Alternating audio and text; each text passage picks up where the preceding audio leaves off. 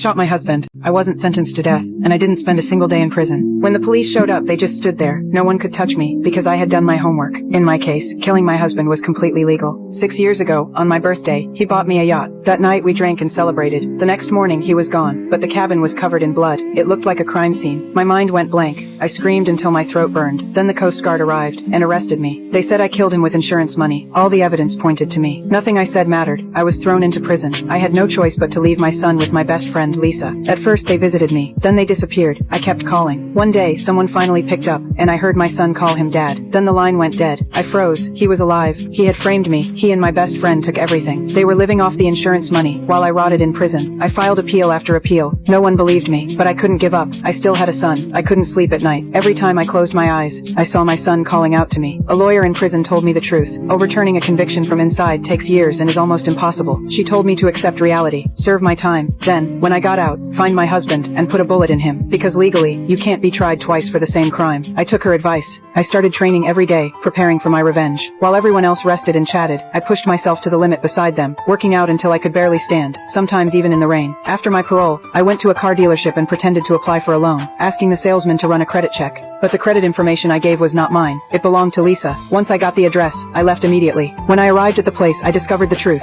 Lisa had actually died 4 years earlier in a gas leak. Her husband, my ex, had taken out a huge insurance policy, and then he and the children disappeared. A private investigator later uncovered what Jack had done. He used the insurance money to buy a hotel, and ran bachelor auctions there every night. I showed up at one of those auctions in an evening gown. The moment my husband saw me, he panicked. He was terrified I would expose him. He quickly blamed everything on Lisa, saying it was her idea, and insisting she must have wanted me in prison. I didn't care about his excuses. All I wanted was to see my son. We arranged to meet at the cemetery. After all, it was a public place. The next day I finally saw the boy. I called his name, but he turned and ran. I chased after him. Then in a quiet, empty corner, Jack jumped out and knocked me unconscious. The boy had not been my son at all, but an ordinary homeless child. Another of Jack's traps. When I woke, I found myself lying inside a coffin. Worse, there was a fresh corpse beside me. I frantically pushed the lid open, only to find the cemetery gates locked tight. The place was remote. No one could hear my screams, no matter how loudly I called. Luckily, there was a window nearby. I crawled through the broken glass and finally escaped. From that moment on, I was certain I was going to kill Jack.